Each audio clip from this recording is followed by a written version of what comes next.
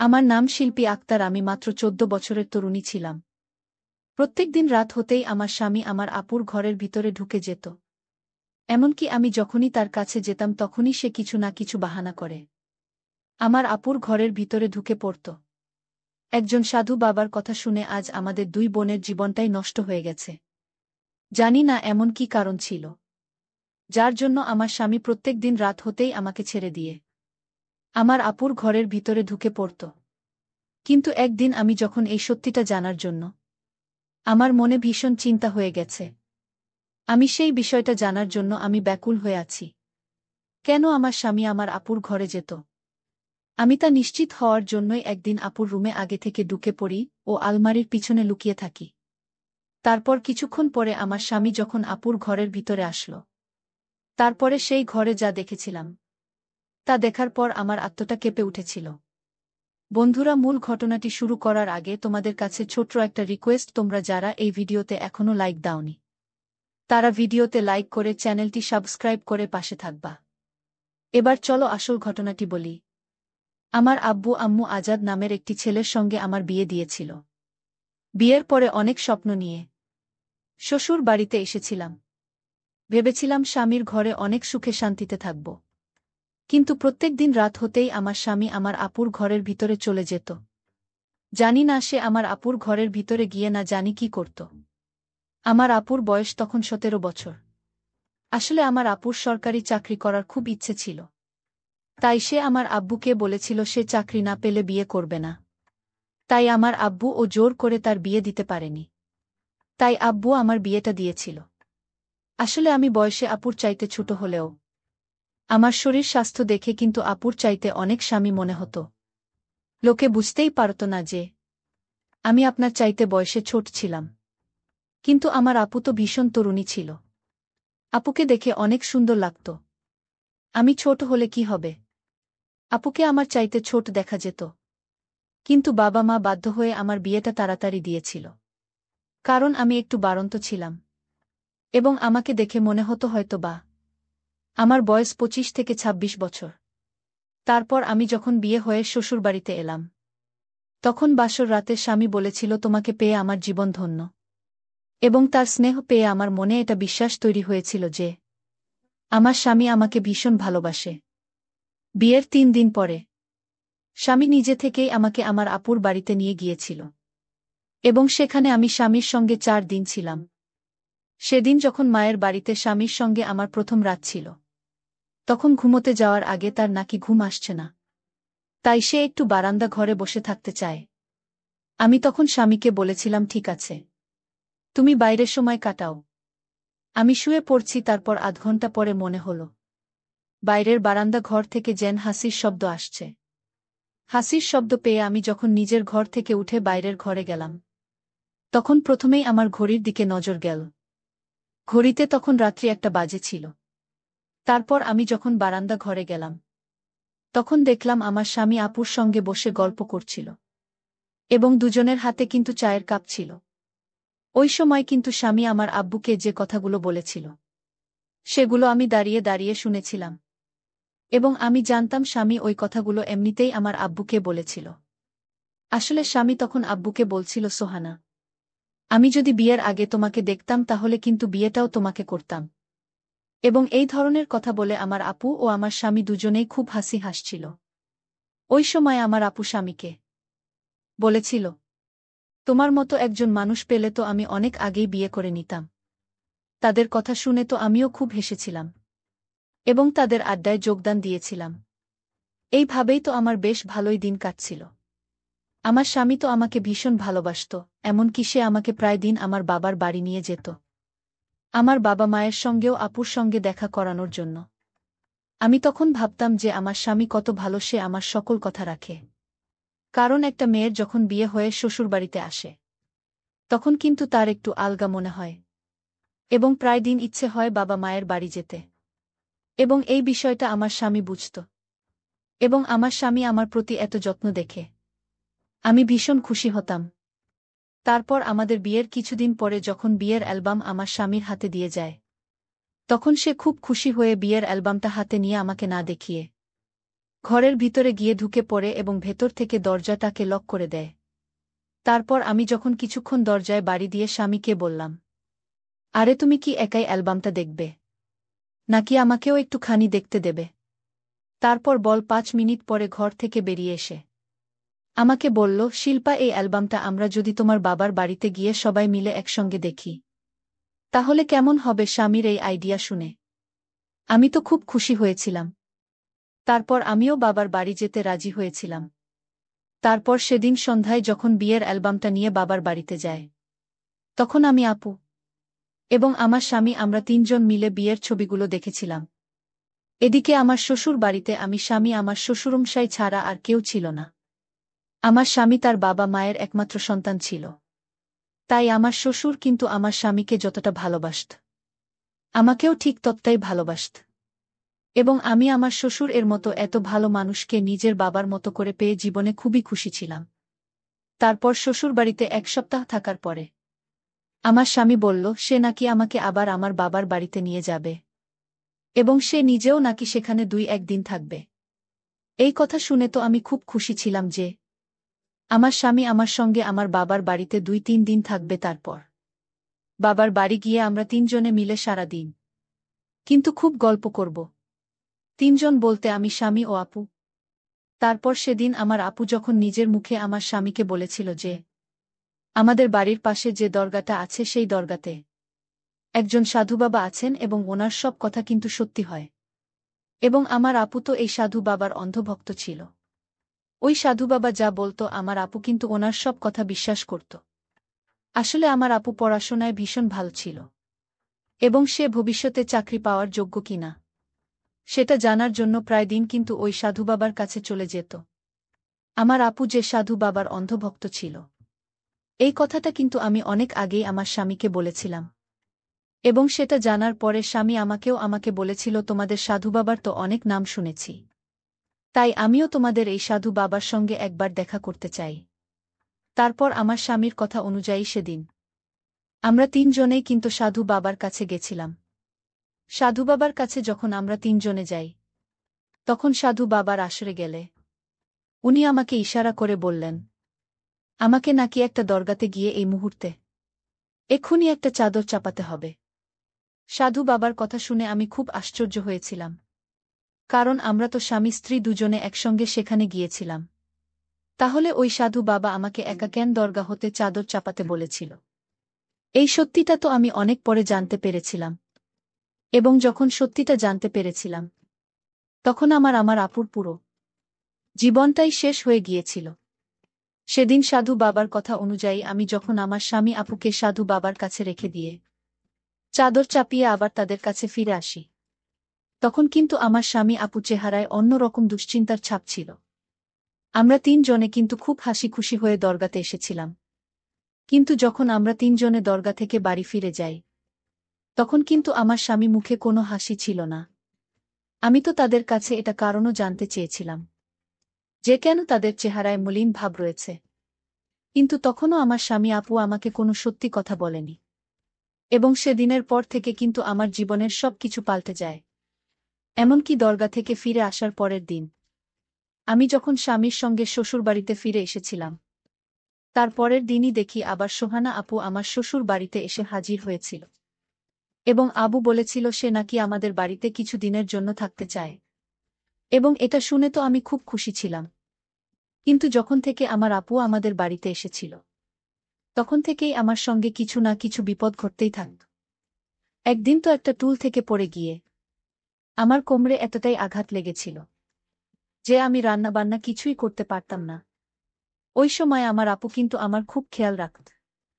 কিন্তু যখন থেকে আপু আমার শ্বশুরবাড়িতে এসেছিল, তখন থেকে মনে হতো যেন আমার স্বামী ও আমার আপু তারা দুজন মিলে আমার থেকে কিছু একটা লুকোনোর চেষ্টা করছে। এবং আমার মনে হতো তারা যেন আমার থেকে লুকিয়ে দেখাও করে। এদিকে আমার কোমর ব্যথা যখন অনেকটা কমে যায়, তখন আমি আবার রান্নাঘরের কাজকর্ম করা শুরু করেছিলাম। কিন্তু আমাকে রান্নাঘরের কাজকর্ম করতে দেখে আমার আপু আমাকে খুব বকা দিয়েছিল। আমি থাকতে তো কে কোনো কাজকর্ম করতে হবে না, তুমি শুধু নিজের শরীরের খেয়াল রাখছিস, আমি তোকে খুব ভালোবাসি। আমি তখন আপুকে বলেছিলাম, তুমি একদম চিন্তা করো না, আমি এখন সুস্থ আছি তো। আমি এখন ঘরের সমস্ত কাজকর্ম করতে পারব। আর এইভাবে শুধুই বসে থেকে আমার আর ভাল লাগছে না। এমনকি একদিন রাত্রিবেলা আমার স্বামী যখন ঘরের ভিতরে ছিল না, তখন আমি তাকে পুরো বাড়িতে খোঁজাখুঁজি শুরু করেছিলাম ওই সময়। কিন্তু আমার আপুকেও ঘরের ভিতরে কোথাও দেখতে পাইনি। এবং রাত্রিবেলা তাদের দুজনকে দেখতে না পেয়ে তো আমার মনে কিন্তু একটুখানি হলেও খটকা লেগেছিল। আমি তো এটা বুঝতে পারছিলাম না যে রাত্রিবেলা তারা দুজনে মিলে আমাকে কিছু না বলে কোথায় গিয়েছিল। তারপর পুরো বাড়ি খোঁজার পরে আমি তখন আস্তে করে ছাদের উপরে উঠি। তখন তাদের দুজনকে দেখে তো আমি অনেক বেশি আশ্চর্য হয়েছিলাম। এমনকি তাদের দুজনের মাঝে কথা শুনে আমি তো কিছুই বুঝতে পারছিলাম না যে তারা আমার থেকে কি কথাগুলো লুকোচ্ছিল। আর এমনিতেও তাদের দুজনের এমন কি জরুরি কথা ছিল যার জন্য তারা ছাদের উপরে উঠেছিল। অত রাতে ছাদের উপরে তাদেরকে দেখে আমি কিন্তু অনেক বেশি মনের ভিতর ভয় পেয়েছিলাম। এবং এটা কিন্তু আশ্চর্য হওয়ারই কথা।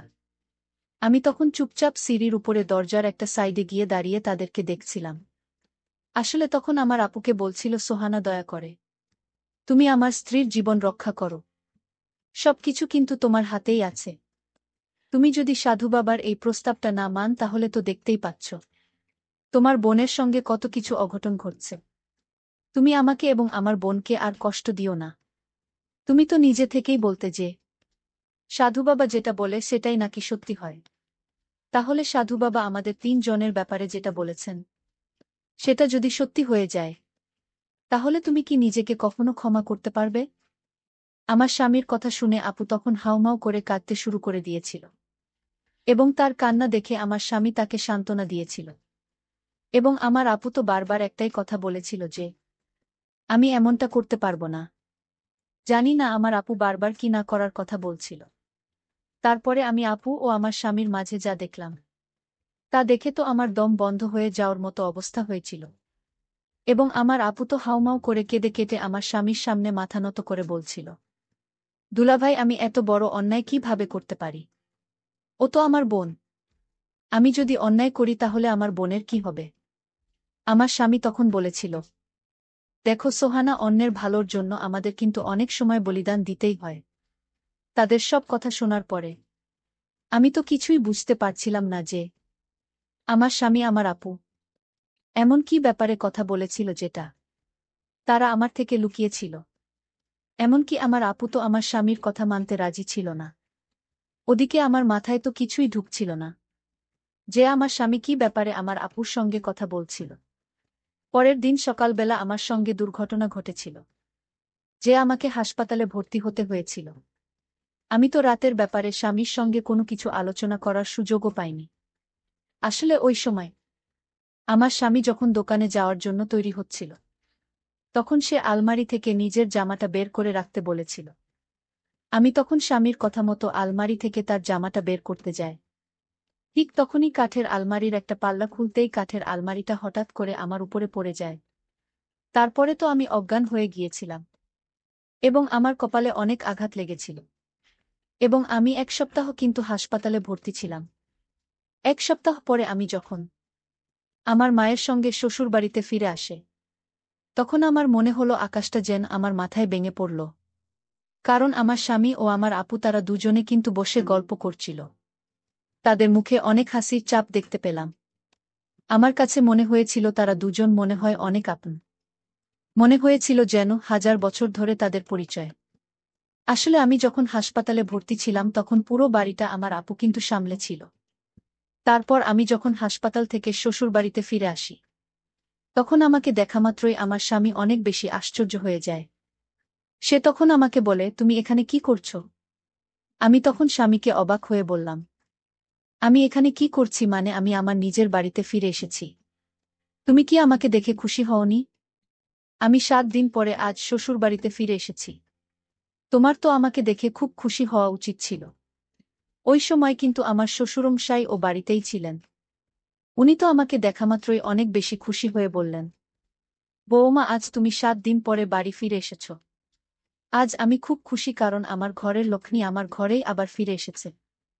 কিন্তু আমি যখন ঘরের ভিতরে প্রবেশ করি, ঠিক তখন আমার স্বামী আমাকে যা বলেছিল সেটা শুনে তো আমার মাথায় যেন আকাশ ভেঙে পড়েছিল। কারণ স্বামী তখন সবার সামনে বলল, শিল্পা, আমি তোমাকে তালাক দিয়েছি।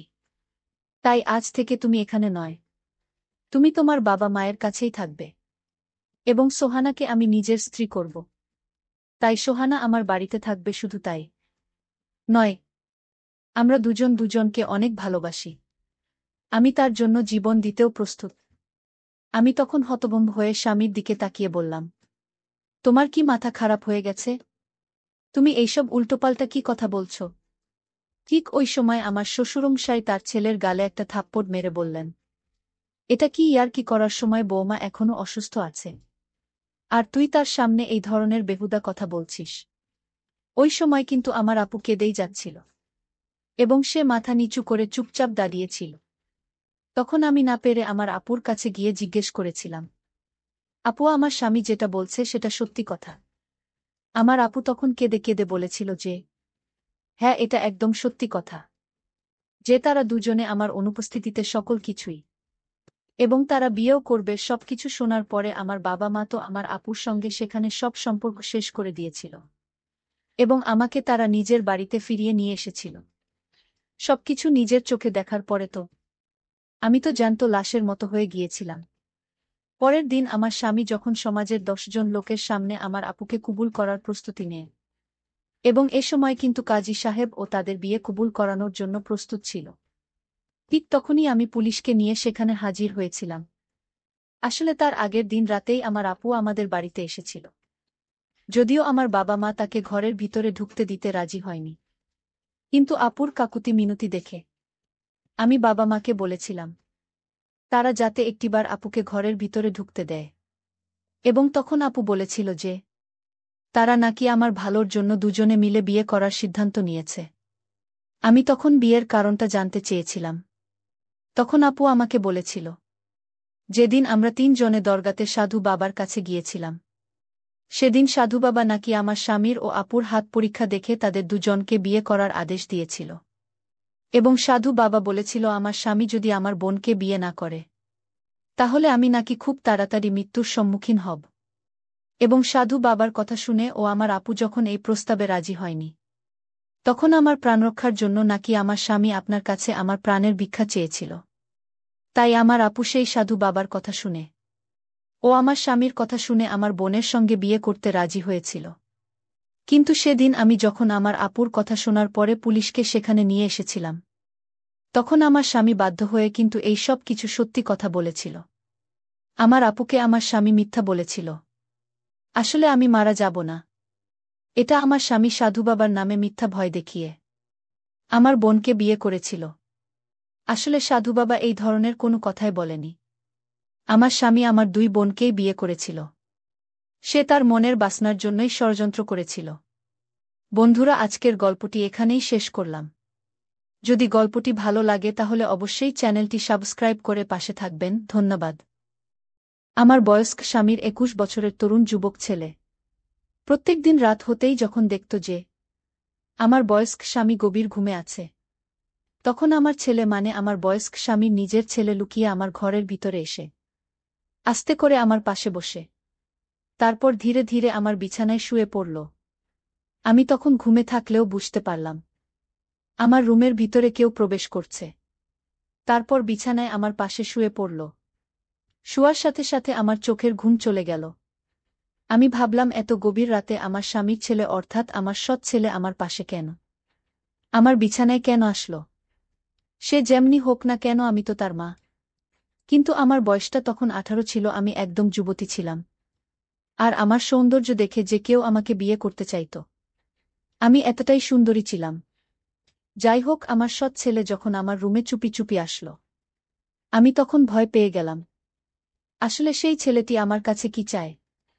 সেদিন আমার বয়স্ক স্বামী বাড়িতে ছিল না। তার ছেলেকে বলে গিয়েছিল আমার দিকে খেয়াল রাখতে। তারপর হঠাৎ আমার বিছানায় যখন আমার পাশে শুয়ে পড়ল, আমিও ঘুমের নাটক করা শুরু করলাম। আমিও জানতে চাই তার উদ্দেশ্যটা কি। তারপর যখন সে আমার শাড়ির আঁচলটা আস্তে করে সরিয়ে দিল, তারপর আমার সাথে যা ঘটেছিল তা শুনলে তোমাদের মাথা ঠিক থাকবে না। বন্ধুরা, মূল ঘটনাটি শুরু করার আগে তোমাদের কাছে ছোট্ট একটা রিকোয়েস্ট, তোমরা যারা এখনো এই ভিডিওতে একটি লাইক দাওনি তারা এই ভিডিওতে লাইক দিয়ে দাও, আর অবশ্যই চ্যানেলটি সাবস্ক্রাইব করে পাশে থাকবা। এবার আসল ঘটনাটি শুরু করা যাক। আমি একজন 18 বছরের খুব তরুণী ও সুন্দরী গরিব পরিবারের মেয়ে। আমার বাবা টাকা পাওয়ার লোভে আমার বিয়ে একজন নিজের সমবয়সী বয়স্ক লোকের সঙ্গে দিয়েছিল, এবং আমার ওই বয়স্ক স্বামী প্রত্যেক দিন রাত হতেই আমার উপরে অনেক জুলুম করত।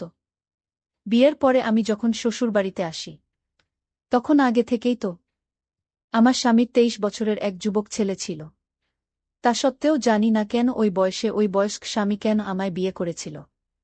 ওই বুড়ো তো তার যুবক ছেলের বিয়ে দেওয়ার পরিবর্তে নিজেই আমার মতো একজন তরুণী মেয়েকে বিয়ে করে বাড়িতে নিয়ে এসেছিল। যদিও বা আমার ওই বুড়োকে বিয়ে করার কোনো ইচ্ছে ছিল না, কিন্তু আমার লোভী ও স্বার্থপর বাবার কারণে বাধ্য হয়ে আমাকে ওই বুড়োর সঙ্গে বিয়ে করতে হয়েছিল। তারপর বিয়ে করে যখন শ্বশুরবাড়িতে এলাম, তখন আমার বয়স তরুণ ছেলেকে প্রথমে দেখা মাত্রই তো আমি তার দিকে তাকিয়ে থেকে গেছিলাম, কারণ সে ভীষণ সুন্দর ছিল। দেখতে সে অনেক সুন্দর ছিল। আমার বুড়ো স্বামীর যুবক ছেলেকে প্রথম দেখাতেই তো সে আমার দৃষ্টি কেড়েছিল। তারপর সেদিন আমার ইচ্ছে না থাকা সত্ত্বেও যখন আমি বাসর রাতে বিছানায় নিজের মুখে ঘোমটা টেনে বসেছিলাম, তখন আমার বয়স্ক স্বামী ঘরের ভিতরে এসে দরজা ভেতর থেকে বন্ধ করে দিয়েছিল। এবং উনাকে দেখেই তো আমার ভীষণ ভয় লাগছিল। তাই উনাকে ভালোবাসা তো অনেক দূরের কথা। আমি গরিব ঘরের মেয়ে হলেও আমার নিজের একটা পছন্দ আছে, কিন্তু একটা বয়স্ক লোককে আমি কখনোই নিজের জীবনসঙ্গী হিসাবে মেনে নিতে পারিনি। যেভাবে উনি আমার সঙ্গে কথাবার্তা বলেছিলেন, উনার কথা বলার ভঙ্গি দেখেই বোঝা যাচ্ছিল যে উনি অন্য কিছু খেয়ে এসেছিল। তারপর আমার ইচ্ছে না থাকা সত্ত্বেও আমার বয়স্ক স্বামী আমার সাথে এই কথাটা বুঝতে আমার কিন্তু 4 দিন ও সময় লাগেনি। ওদিকে আমার স্বামী তার নিজের ছেলের সঙ্গে ভীষণ খারাপ ব্যবহার করত, এবং আমি সেগুলো দেখতে পেতাম। সে তার ছেলের সঙ্গে যেভাবে ব্যবহার করত, তাতে বোঝাই যেত না যে ওই বুড়ো ওই যুবক ছেলের নিজের বাবা, এবং সম্পর্ক হিসেবে তো ওই যুবক ছেলে আমার ছেলে ছিল এবং আমি তার নিজের মা না হলেও সম্পর্কে আমি তার মা ছিলাম। এবং আমার বয়স্ক স্বামীর তরুণ ছেলের নাম ছিল আকিব। আমি যেহেতু আকিবের চাইতেও বয়সে ছোট ছিলাম, তাই আমি আকিবের সঙ্গেও আপনি করে কথা বলতাম। কখনো বা তুমিও বলতাম। আমার বিয়ে হতে সবাই 4 দিন হয়েছিল, কিন্তু এই 4 দিন আমার স্বামীর তরুণ ছেলে আমার সঙ্গে কথাও বলেনি। জানি না কেন সে আমাকে দেখামাত্রই মাথা নিচু করে নিজের ঘরের ভিতরে ঢুকে পড়ত। তাকে দেখে তো আমার ভীষণ ইচ্ছে করত তার সঙ্গে কথা বলতে, কারণ সে এতটাই সুন্দর ছিল দেখতে যে তার সৌন্দর্য বারবার তাকিয়ে থাকতে মন চাইত। সেদিন রাতে আমার বুড়ো স্বামী যখন মাতাল হয়ে বাড়ি ফিরে আসে, তখন ঘরের ভিতরে অনেক রেগেও চিৎকার করে তার ছেলেকে ডেকেছিল। তারপর আকিব যখন তার বাবার ডাক পেয়ে তাড়াতাড়ি নিজের ঘর থেকে বেরিয়ে তার বাবার ঘরের ভিতরে ঢুকে পড়ে। তারপর ভেতর থেকে তারা দরজাটাকে বন্ধ করে দেয়। তারপর আমি যখন তাদের দুজনের কথা শোনার জন্য চালাকি করে দরজার বাইরে কান লাগিয়ে দাঁড়িয়েছিলাম, তখন শুনতে পেলাম যে আমার স্বামী তার তরুণ ছেলে আকিবকে অনেকে রেগে ও ভারী গলায় বলেছিল, তুই আমার সুন্দরী বউয়ের দিকে ভুল করেও নজর দিবি না, আর মনে রাখবি ওটা তোর মা হয়, আর আমার বুকে মা বলে ডাকবে, নইলে মনে আছে তো আমি তোর কি অবস্থা করব। জানি না আমার স্বামী আকিবকে বারবার কিসের হুমকি দিচ্ছিল। এদিকে আমি গরিব ঘরের মেয়ে হলেও ছোটবেলা থেকেই ভীষণ চালাকচতুর ছিলাম। বিয়ের আগে এটা শুনেছিলাম যে আমার বুড়ো স্বামীর প্রথম স্ত্রী মানে আকিবের মা নাকি একটা অনেক বড় অসুখে মারা গেছিল, এবং বিয়ের পরে এটাও শুনেছিলাম যে আমার বয়স্ক স্বামী নাকি ঠিকঠাকভাবে তার প্রথম স্ত্রীর চিকিৎসাও করায়নি, এবং আমার বুড়ো স্বামীর প্রথম স্ত্রীর মারা যেতে মাত্র 2 বছর হয়েছিল। এদিকে আমার স্বামী যখন বাড়িতে থাকত না, তখন আমি সুযোগ বুঝে কিন্তু আকিবের সঙ্গে কথা বলার চেষ্টা করতাম, কারণ আমি বুঝে গিয়েছিলাম যে আকিবের নিজের ইচ্ছে থাকা সত্ত্বেও সে তার বাবার ভয়ে কিন্তু আমার দিকে ঘুরেও তাকায় না। কিন্তু সেদিন আমি প্রথম আকিবের সঙ্গে কথা বলেছিলাম, এবং সে ভয়ে ভয়ে আমাকে বলেছিল, আপনি যদি আমার সঙ্গে কথা বলেন আর বাবা যদি সেটা জানতে পারে, তাহলে আমাকে কিন্তু এই বাড়ি থেকে ধাক্কা মেরে বের করে দেবে। তাই দয়া করে আপনি আমার সঙ্গে কথা বলবেন না। স্বামীর অনুপস্থিতিতে যখনই আমি আমার ছেলের সঙ্গে মানে আকিবের সঙ্গে কথা বলতে যেতাম, তখন সে আমাকে দেখে তার বাবার ভয়ে নিজের ঘরের ভিতরে ঢুকে পড়ত। এইভাবে প্রায় আমার শ্বশুরবাড়িতে 1 মাস কেটে যায়। 1 মাস পরে আমার বয়স্ক স্বামী আমার উপরে কিন্তু অনেক অত্যাচার করতে শুরু করে। সে কথায় কথায় কিন্তু আকিবের সামনেই আমাকে মারধর করত। কিন্তু আকিব কিছু বলত না, এবং আমিও ভয়ে কিছু বলতে পারতাম না। এদিকে ধীরে ধীরে স্বামীর অনুপস্থিতিতে আমিও আকিব একে অপরের সঙ্গে কথা বলতাম। ধীরে ধীরে আকিব মনের ভেতর থেকে কিছুটা হলেও তার বাবার ভয় কেটেছিল সম্পর্কে। কিন্তু বয়সে তো তার চাইতে ছোট ছিলাম। তা সত্ত্বেও আকিব কিন্তু আমার সঙ্গে আপনি করে কথা বলত, এবং আমি কিন্তু ধীরে ধীরে আকিবের সঙ্গে তুমি করেই কথা বলতাম। সেদিন দুপুরবেলা যখন আমি আকিবের ঘরের ভিতরে ঢুকে তার সঙ্গে গল্প করছিলাম, ঠিক ওই সময় হঠাৎ করে আমার স্বামী ঘরের ভিতর ঢুকে দেখে যে আমি ও আকিব একসঙ্গে বসে গল্প করছি। তখন আমার স্বামী আকিবের সামনেই আমাকে অনেক অপমান করেছিল। শুধু তাই নয়, আকিবের সামনে কিন্তু আমাকে মেরেছিল। ও আমাকে হুমকি দিয়ে বলেছিল, তোর লজ্জা করে না? তুই আমার যুবক ছেলের মা, আর তুমি কিনা আমার ছেলের সঙ্গে বসে গল্প করছ। এরপরে যদি আমি এরকম কখনো দেখি, তাহলে তোকে ও ঘাড় ধাক্কা দিয়ে এই বাড়ি থেকে বের করে দেব। তারপর আমার বয়স্ক স্বামী আমাকে মারধর করার পরে আমাকেও আকিবকে হুমকি দিয়ে নিজেই বাড়ি থেকে বেরিয়ে চলে যায়, এবং বাড়ি থেকে যাওয়ার আগে আকিবকে বলেছিল যে বেশি বাড়াবাড়ি করলে কিন্তু তোকেও বাড়ি থেকে ঘাড় ধাক্কা দিয়ে বের করে দেব। ওই সময় আকিব তার বাবাকে এটা বোঝানোর চেষ্টা করেছিল যে তার বাবা শুধুই শুধুই আমার সঙ্গে আকিবকে সন্দেহ করছে। আমার স্বামী তখন আকিবকে আঙুল দেখিয়ে হুমকি দিয়ে বলেছিল, আমার সামনে বেশি কথা বলার একদম দরকার নেই। তাই আমি তোদের দুজনকে যেটা বলছি সেটাই করবি, নইলে আমার থেকে খারাপ আর কেউ হবে না। তারপর আমার স্বামী অনেক রাগ করে বাড়ি থেকে বেরিয়ে চলে গেছিল। তারপর ওই সময় আমার স্বামী যখন বাড়িতে ছিল না, ভয়ে অনেক জোরে জোরে কাঁদছিলাম, আর নিজের ভাগ্যের উপরে অনেক আফসোস করছিলাম, এটা ভেবে যে উপরওয়ালা আমার সঙ্গে কেন এরকম করছেন। আকিব তখন অনেক ভালোবেসে আমার চোখের জল মুছে দিয়েছিল।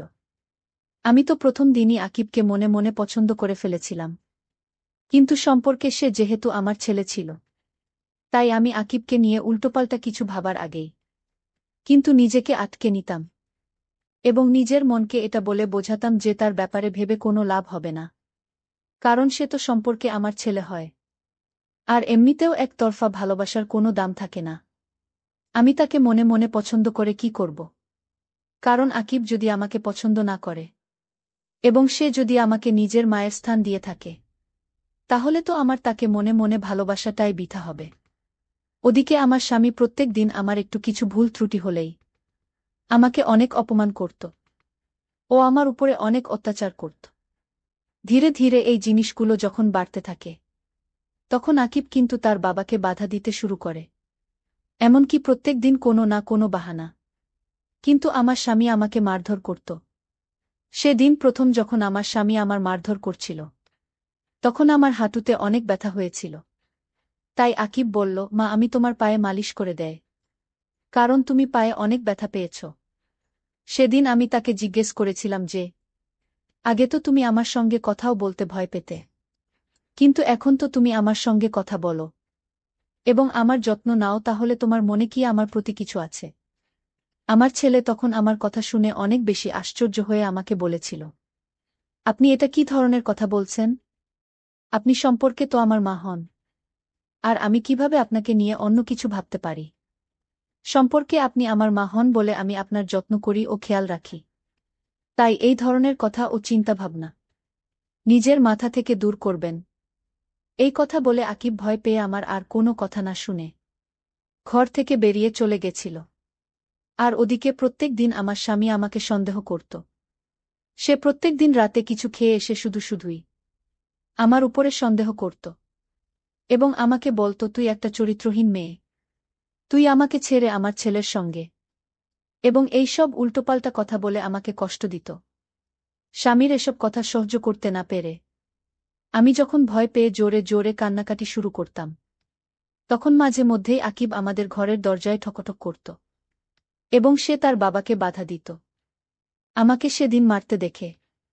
সেদিন রাত্রিবেলা আমার স্বামী যখন আমাকে অত্যাচার করছিল, তখন আকিব এসেছিল আমাকে তার বাবার অত্যাচারের হাত থেকে রক্ষা করতে। কিন্তু সেদিন আমার স্বামী আকিবকে দেখা মাত্রই অনেক জোরে জোরে হেসে ঠাট্টা করে বলেছিল, আমি সব কিছুই বুঝতে পারি যে তোরা দুজনে কি করিস। আমার কাছে এখন সব পরিষ্কার হয়ে গেছে। যদিও বা আমিও আকিব খুব ভালোভাবেই জানতাম যে আমরা দুজনে সব ছিলাম, তা সত্ত্বেও আমার স্বামী আমাদের দুজনকে খারাপ চোখে দেখত। এদিকে যত দিন যায় ততই আমার স্বামী আমাকে ও আকিবকে সন্দেহ করতে শুরু করে, এবং আমার স্বামী যতই আমাদের দুজনকে সন্দেহ করে, ততই আমিও আকিব একে অপরের ঘনিষ্ঠ হতে থাকি। এমনকি যখন আমার স্বামী আমার উপরে অনেক মারধর করত, তারপর সুযোগ পেলেই আকিব কিন্তু আমার কাছে ঘরে আসত ও সান্ত্বনা দিত। তার এই ব্যবহার দেখে আমি তাকে মনে মনে ভালোবাসতে শুরু করেছিলাম। কিন্তু আমি তো এটা জানতাম না যে তার মনের মধ্যে আমার প্রতি কী ছিল। কারণ সে তো আমাকে প্রথমেই বলেছিল যে সে নাকি আমাকে মায়ের মতো মনে করে, আমার যত্ন করে। আমি সেদিন আকিবকে জিজ্ঞেস করেছিলাম যে সে তার বাবার এত অত্যাচার কেন সহ্য করে। সে তো একজন শিক্ষিত যুবক ছেলে ছিল, এবং সে চাইলেই তো এই বাড়ি ছেড়ে অন্য কোথাও গিয়ে নিজের কাজকর্ম করে নিজের পেট চালিয়ে নিতে পারবে। তাহলে সে কেন এইখানে পড়ে থাকে, এই রকম অত্যাচারী লোকের সঙ্গে আছে। আকিব তখন আমাকে বলেছিল সে নাকি নিজের মাকে হারানোর পরে এখন সে তার বাবাকে আর হারাতে চায় না। কারণ যতই হোক না কেন ওই শয়তান লোকটা তো তার বাবা ছিল, ওই মাতাল লোকটা তার বাবা ছিল, এবং তার বাবা ছাড়া এই পৃথিবীতে আকিবের আর কেউ নেই। এই কারণেই আকিব সবকিছু সহ্য করেও তার বাবার সঙ্গে থাকত। এমনকি তার বাবা তো তাকে হাতখরচের জন্য 1 টাকাও দিত না। সে নিজের খরচ কিন্তু নিজেই বের করত। তা সত্ত্বেও সে তার অত্যাচারী বাবাকে ছেড়ে কোথাও যায়নি। একদিন আমার ও আকিবের আসলে সেদিন আমার পা অনেক ব্যথা করছিল, আর তাই ব্যথা কমানোর জন্য আকিব মালিশ করে দিচ্ছিল। ওই সময় আমার স্বামী আমাদের দুজনকে একসঙ্গে দেখে নিয়েছিল। তারপর আমার বয়স্ক স্বামী যখন নিজের চোখে দেখেছিল, তখন শুধুই আমাদের উপরে সন্দেহ করে আমাদের দুজনকেই ঘাড়ধাক্কা দিয়ে বাড়ি থেকে বের করে দিয়েছিল। এবং আমার স্বামী তো আমার কোনো কথা শুনতে চায়নি। উনি আমাকে এমন একটা কথা বলেছিলেন যেটা শুনে তো আমার মাথা পুরো ঘুরে উঠেছিল। আমার বয়স্ক স্বামী আমাকে বলেছিল, তোর সঙ্গে আমার মন ভরে গেছে, তাই তোকে আমি বাড়ি থেকে বের করলাম, ও তোকে তালাক দিলাম, এবং আগামী 2 দিনের মধ্যেই আমি আবার বিয়ে করে নতুন বউ বাড়িতে নিয়ে আসব। সেদিন আমার স্বামী যখন আমাকে বাড়ি থেকে বের করছিল, তখন আমি উনার হাতে পায়ে ধরে কান্নাকাটি করে অনেক অনুরোধ করেছিলাম যাতে আমাকে বাড়ি থেকে বের না করে। কারণ আমাকে বাড়ি থেকে বের করে দিলে আমি কোথায় যাব এবং কোথায় থাকব। কারণ আমার বাবা মা তো ভীষণ গরিব এবং তাদের তো নিজেদেরই পেটের ভাত জোটে না। কিন্তু আমার স্বামী তো আমার কোনো কথা শুনতে রাজি হয়নি। সেদিন যখন আমাদের অনেক অনুরোধ করার পরেও আমার বয়স্ক পর আমাকেও আকিবকে বাড়িতে ঢুকতে দেয়নি, তখন আকিব যা করেছিল সেটা দেখে তো আমি অনেক বেশি আশ্চর্য হয়েছিলাম। আকিব তখন তার বাবার সামনেই তার বাবাকে বলেছিল, তোমার অত্যাচার এতদিন অনেক সহ্য করেছি, কিন্তু আর নয়, তুমি এই মেয়েটাকে বিয়ে করে আবার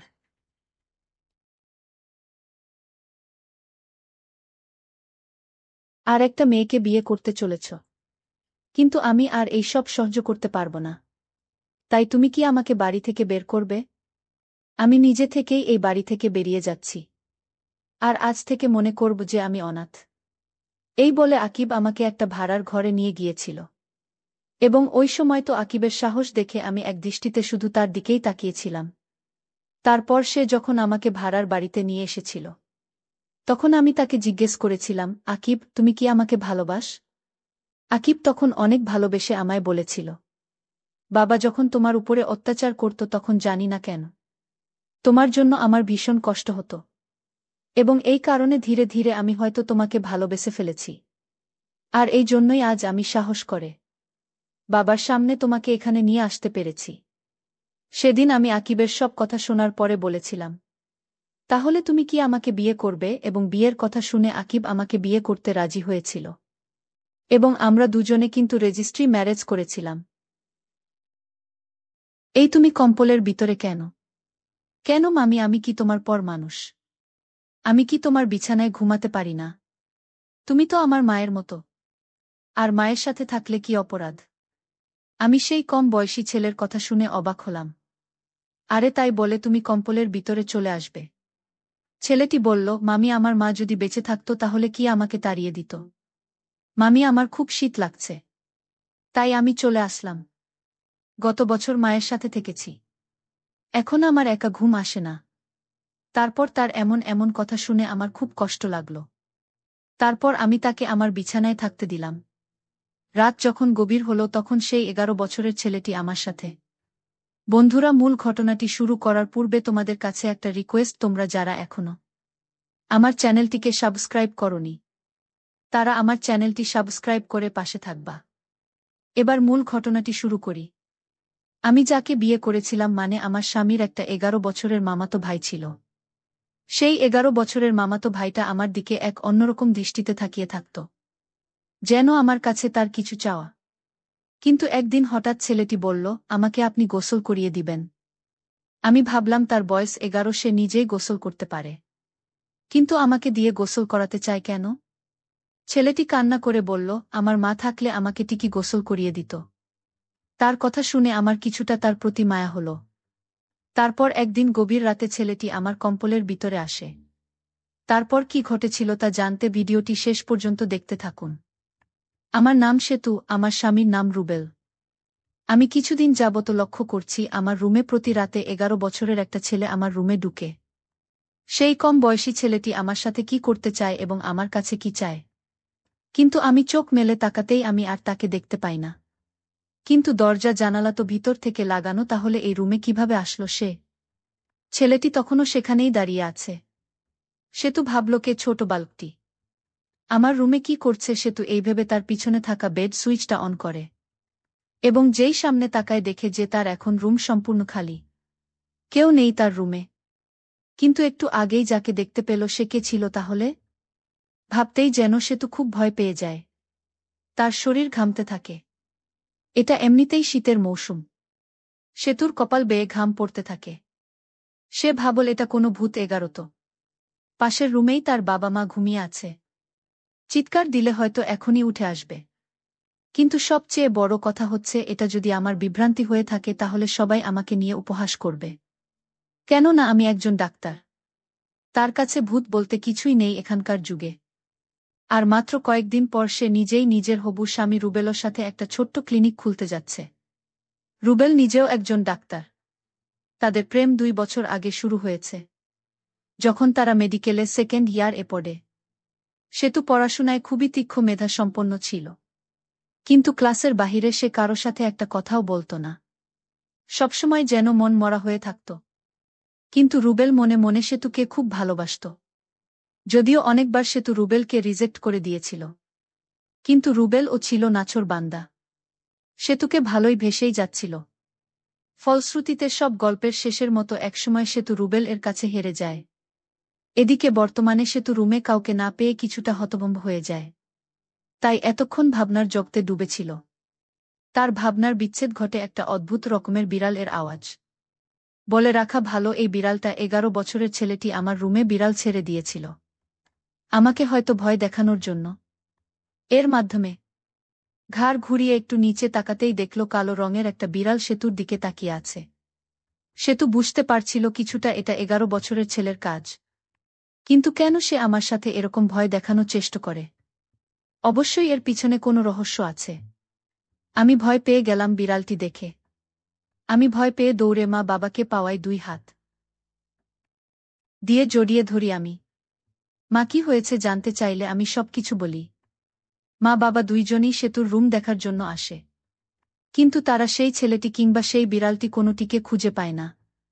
জানালাও লাগানো। তাই তারা এক প্রকার নিশ্চিত হয়ে যায় যে তাদের মেয়ে দুঃস্বপ্ন দেখেছে। মা বাবা আমাকে বুঝিয়ে চলে গেল।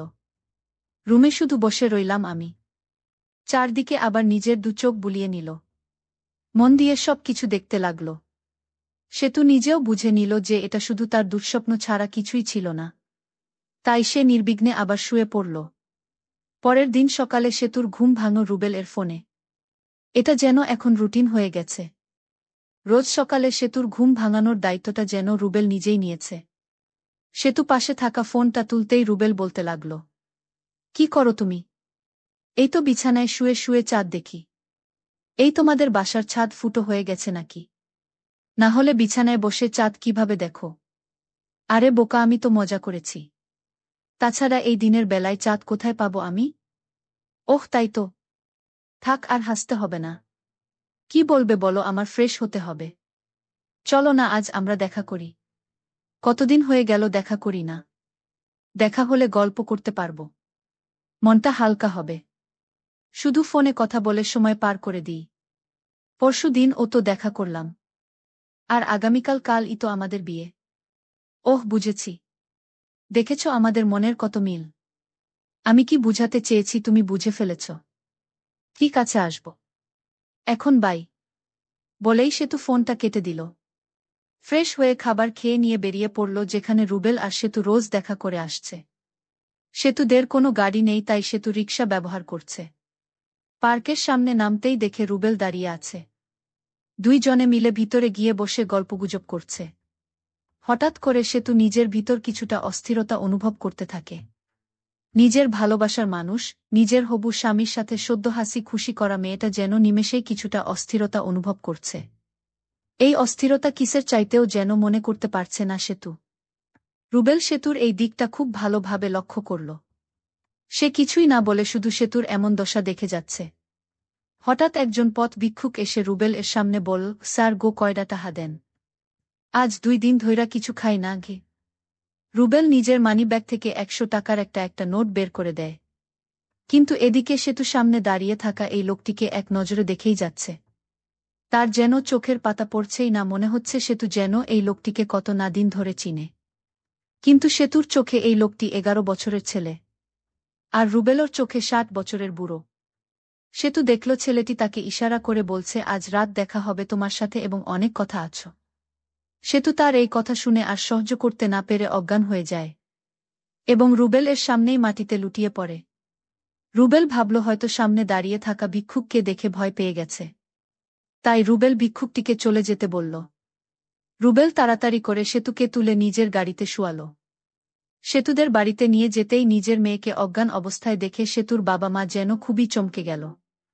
কিন্তু রুবেল তাদের সান্ত্বনা দেওয়ার জন্য বলল যে সেতু শুধুমাত্র ফ্রাস্ট্রেশন এ পরে জ্ঞান হারিয়েছে। এই বলে রুবেল নিজের বাসায় চলে গেল। কোনো না, আগামীকালই তাদের বিয়ে। অনেক প্রস্তুতি এখনো বাদ আছে। পরের দিন দুই পরিবারের মাঝে যেন খুশির পাহাড় নেমে আসে। আজ সেতু আর রুবেলর বিয়ে। বাহিরের সবাই রুবেল এর সাথে কথা বলছে আর এদিকে ঘরের ভিতর সেতু বসে আছে। রুমে কেউ নেই। যেখানে সেতুর সবচেয়ে বেশি খুশি হওয়ার কথা সেখানে সেতু কিছুটা মন মরা। ধীরে ধীরে বিয়ে খুব ভালোভাবে সুসম্পন্ন হল। বসে যে রুবেলর বাড়িতে প্রবেশ করল। রুবেলর একটা মামাতো ভাই ছিল, তার বয়স 11 বছর, দেখতে অনেক সুন্দর। ছেলেটির নাম বাপ্পি। রুবেলর মামাতো ভাইয়ের মা বাবা ছোটবেলায় মারা যায়। তার আর আপন বলতে পৃথিবীতে কেউ ছিল না।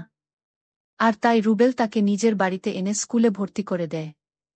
আর তখন থেকেই রুবেলর মামাতো ভাই তাদের বাসায় থাকে। যাই হোক, আমি যেদিন রুবেলর ঘরে বসে যে গেলাম, তখন দেখতে পেলাম 11 বছরের ছেলেটি বাপ্পিকে। বাপ্পিকে আমি দেখে অবাক হয়ে গেলাম। আমার রুমে যে ছেলেটিকে দেখতে পেতাম ঠিক রবিনের মতো। আমার মনে হচ্ছে এই ছেলেটি আমার রুমে যেত। কিন্তু কেন যেত তার মতলব আমি বুঝতে পারিনি। একদিন ঠিকই বুঝতে পেরেছিলাম, সেটা আবার অনেক কৌশলে। এই বিষয়টা পরে বলছি। আমি তখন ছেলেটিকে দেখে আমি তাকে ডাক দিলাম, বাপ্পি তুমি আমার কাছে আসো, তোমার সাথে আমার কথা আছে। আমি ডাক দেওয়ার সাথে সাথেই সে আমার কাছে চলে আসলো। আমি তাকে জিজ্ঞেস করলাম, তুমি কতদিন ধরে এ বাড়িতে আছো? সে বলল, আমার বয়স যখন 5 তখন থেকেই আমি এ বাড়িতে আছি। তোমার মামাতো ভাই মানে রুবেলর সাথে যে আমার প্রেম ছিল সেটা তুমি কি জানতে? সে বলল, রুবেল ভাইয়ার আর তোমার যেদিন প্রথম সাক্ষাৎ করো এবং ভাইয়া যেদিন তোমার সাথে ফোন আলাপ করে তখন আমি সব শুনতাম। তোমাদের প্রেম সম্পর্কে সব জানতাম আগে থেকেই। আমি তার কথা শুনে অবাক হয়ে গেছি। তাহলে কি এই ছেলেই আমার রুমে রাতে যেত? কিন্তু কেন যেত? এর কিছুই আমি জানতাম না। তবে কেন যেত এটা আমার জানতে হবে। কিছুদিন পরের কথা, আমি যখন ভাতরুমে গোসল করতে যাই তখন এই বাচ্চা ছেলেটিকে আমি ভাতরুমে দেখতে পাই। আমি যেদিকেই যাই শুধু তাকেই দেখতে পাই। কেন সে আমাকে ফলো করে? আমার কাছে কি চায়? ছেলেটি আমার দিকে বাজে দৃষ্টিতে তাকিয়ে থাকত। আমি তাকে জিজ্ঞেস করলাম, তুমি এভাবে তাকিয়ে কি দেখছা? সে বলল, আমি কিছুই দেখি না, তবে তোমার প্রতি আমার কেন এত মায়া লাগে জানি না। আমার ইচ্ছা করে ২৪ ঘন্টা তোমার দিকে তাকিয়ে থাকি। আমি বললাম, কি বলছো তুমি, তোমার কি মাথা ঠিক আছে? সে বলল, আমার মাথা ঠিকই ঠিক আছে, তোমার মাথায় সমস্যা আছে। আমি তার প্রতিটি কথা শুনে আমার অবাক লাগত। সে আমার সাথে অদ্ভুত অদ্ভুত কথা বলত, যেটা বড় মানুষও বলতে পারত না। বিয়ের প্রায় আমাদের ৬ মাস হয়ে গেল। এইদিকে আমার স্বামী আমাকে বলল, আমাদের একটা ক্লিনিক রেখেছিলাম, সেই বিষয়ে কথা বলতে বা কনফার্ম করতে তার ঢাকা যেতে হবে কিছুদিনের জন্য। পরের দিন আমার স্বামী চলে গেল ঢাকায়। আমি বাসায় একা, আমার শ্বশুর বাড়িতে ছিল শুধু। আমার শাশুড়ি মা অনেক আগেই মারা গিয়েছিল। তারপর রাতের খাবার খেয়ে আমি আমার রুমে ঘুমাতে গেলাম।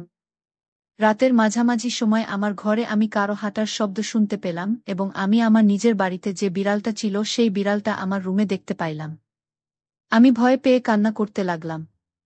হঠাৎ করে দরজাটা খুলে ১১ বছরের ছেলেটি আমার কাছে এসে বলল, কি হয়েছে আপনার, কোনো সমস্যা হয়েছে কি আপনার? আমি বললাম, আমাদের বাড়িতে এই বিড়ালটাকে আমি দেখতে পেতাম, কিন্তু আজ দেখি আমার শ্বশুর বাড়িতেও এই বিড়ালটা দেখতে পেলাম। আর তাছাড়া আরও একটি কথা হলো, তোমাকে আমি বলিনি এখনো। ঠিক তোমার মতো একটা ছেলেকে দেখতে পেতাম প্রতিরাতে আমার রুমে, কিভাবে আসতো আমি জানি না। তখন সে আমাকে বলল, এটা আপনার মনের ভুল, আপনি মনে হয় দুষ্প্ন দেখেছেন। আমি বললাম, না, আমি এটা বাস্তবে দেখেছি। সে আমার কথা কিছুতেই বিশ্বাস করল না। এরপরের দিন আমি গোসল করতে গেলাম, তখন ছেলেটি আমাকে বলল, আমার একটা কথা রাখবে। আমি বললাম, কি কথা? সে বলল, আমার মা আমাকে গোসল করিয়ে দিত, নিজ হাতে খেয়ে দিত।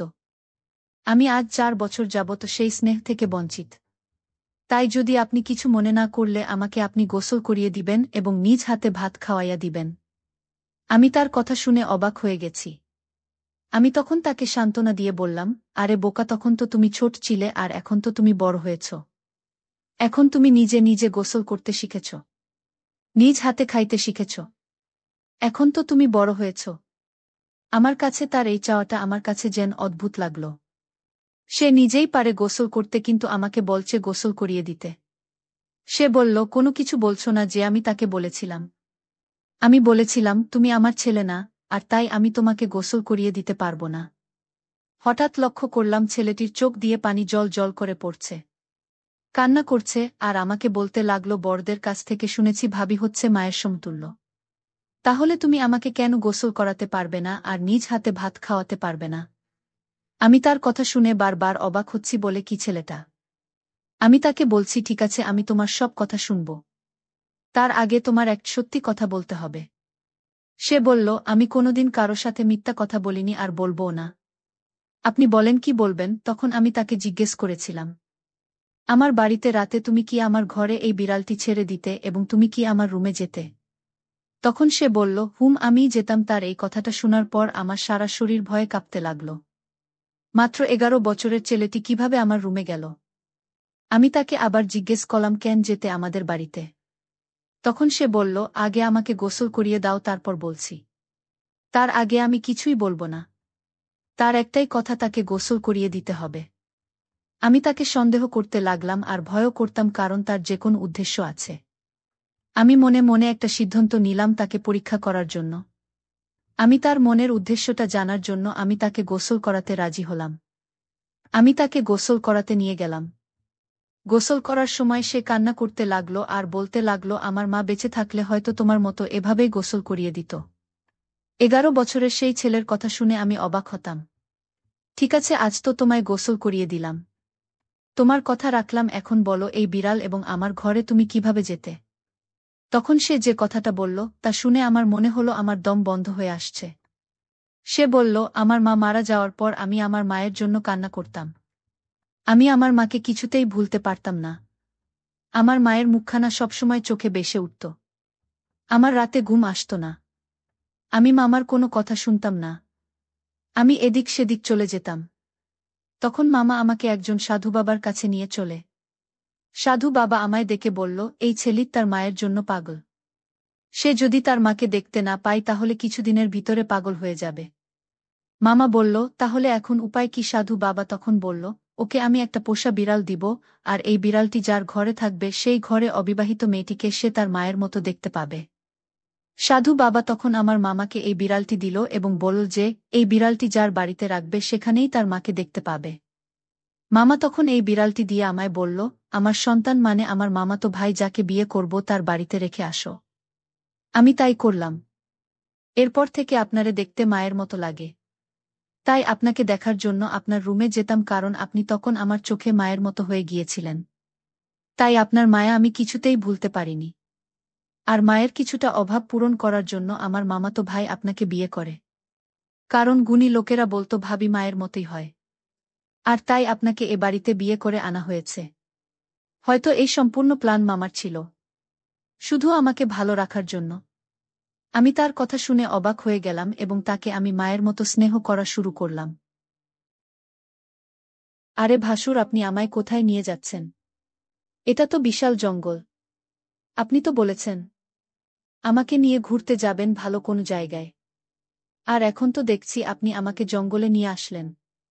ভাসুর তখন একটা হাসি দিয়ে বলল, আরে আমি তোমাকে এখানে কেন এনেছি? তুমি কি কিছুই বুঝতে পারো না? আমি ভাসুরকে কাকুতি মিনতি করছিলাম, আমাকে এখান থেকে নিয়ে যান। কিন্তু সে আমার কোনো কথাই শোনল না। আমি বলেছিলাম, আমার মা বাবা আমার বিয়ের বয়স না সত্ত্বেও আমাকে বিয়ে দিয়েছে। আপনি যে উদ্দেশ্য করে আমাকে এখানে নিয়ে এসেছেন তা কোনোদিন হয় না। আপনি আমাকে বাড়ি যেতে দিন। তারপর আমার কোনো কাকুতি মিনতি সে শুনল না। তারপর সেই জঙ্গলের ভিতরে আমাকে। বাকিটা তোমাদের গল্পতেই শোনাচ্ছি। বন্ধুরা, মূল ভিডিওটি শুরু করার আগে তোমাদের কাছে একটা ছোট্ট রিকোয়েস্ট। তোমরা যারা এখনো আমার চ্যানেলটিকে সাবস্ক্রাইব করনি, তারা আমার চ্যানেলটিকে সাবস্ক্রাইব করে পাশে থাকবা। তাহলে আসল ঘটনাটি শুরু করি। আমার নাম তৃষা। আমার দুই মামাতো ভাই ছিল। আমার বড় মামাতো ভাইয়ের নাম সোহাগ এবং ছোট মামাতো ভাইয়ের নাম কাউসার। আমার বিয়ে ছোট মামাতো ভাই কাউসারের সঙ্গে হয়েছিল। আমি আমার স্বামীর চাইতে বয়সে 2 বছরের ছোট ছিলাম। আসলে আমার মা ও মামা ছোটবেলাতে আমার সঙ্গে আমার মামাতো ভাই কাউসারের বিয়ে পাকা করে রেখেছিল। তারপর আমার কলেজের পড়াশোনা শেষ হওয়ার পরে আমার মামাতো ভাইয়ের সঙ্গে আমার বিয়ে হয়েছিল। এবং বিয়ের পরে আমি যখন শ্বশুরবাড়িতে আসি, তখন তো আমি খুব খুশি ছিলাম। কারণ এমনিতেই আমি আমার নিজের আত্মীয় ঘর এই সংসার করতে এসেছিলাম। তাই আমার মনে কোনো রকম দুশ্চিন্তাই ছিল না। আমি তো ভীষণ খুশি ছিলাম। কিন্তু বাসররাতে আমার স্বামীর যখন ঘরের ভিতরে আসে, তখন তার ব্যবহার দেখে তো আমার মনে হয়েছিল এই বুঝি আকাশটা আমার মাথার উপর ভেঙে পড়ল। কারণ যে ছেলেটির সঙ্গে ছোটবেলা থেকেই আমার বিয়ে পাকা হয়েছিল, সেই ছেলেটা বাসর রাতে আমাকে নিজের থেকে দূরে সরিয়ে দিয়েছিল। বাসর রাতে স্বামীর স্নেহ পাওয়ার জন্য আমি যখন আশায় ছিলাম, তখন তো স্বামীর আমার সঙ্গে কথা বলা তো অনেক দূরের কথা। সে তো বিছানা থেকে একটা বালিশ নিয়ে নিচে একটা চাদর পেতে চুপচাপ শুয়ে পড়েছিল। তারপর আমি যখন আমার স্বামীরকে জিজ্ঞেস করলাম যে সে আমার সঙ্গে এরকম দুর্ব্যবহার কেন করছে, আমি কি কোনো অন্যায় কাজ করেছি? আজ আমাদের তো একটা স্মৃতির রাত, আর এই রাতের জন্য আমি কত বছর ধরে অপেক্ষা করেছি। তখন স্বামী অনেক এগিয়ে আমার দিকে আঙুল দেখিয়ে বলল, তোমার জন্যই তো আমার পুরো জীবনটা নষ্ট হয়ে গেছে। আমি তোমাকে নিয়ে কোনোরকম কোনো স্বপ্ন দেখিনি। তাই আমাকে একদম বিরক্ত করবে না, আর না আমার কাছে আসার একদম চেষ্টা করবে। তাই চুপচাপ নিজের জায়গাতেই শুয়ে পড়ো এবং আমার মাথা খারাপ করো না। তোমার সঙ্গে বিয়ে করে আমার পুরো জীবনটাই নষ্ট হয়ে গেল। প্রথম রাতে স্বামীর মুখ থেকেই কটু কথাগুলো শুনে আমি যেন গান শূন্য হয়ে গেছিলাম। বাসর রাতে স্বামীর ভালোবাসা পাওয়া তো অনেক দূরের কথা, স্বামীর অপমান পেয়ে আমি এত বেশি কষ্ট পেয়েছিলাম যে আমার মনটাই ভেঙে চুরমার হয়ে গিয়েছিল। কারণ ছোটবেলা থেকেই বাড়িতে যখন সবার মুখে শুনতাম যে আমার বিয়ে নাকি আমার মামাতো ভাই কাউসারের সঙ্গে হবে, তখন চোখে একটা স্বপ্ন তৈরি হয়েছিল এবং আমার সেই স্বপ্নটা ভেঙে চুরমার হয়ে গেছিল।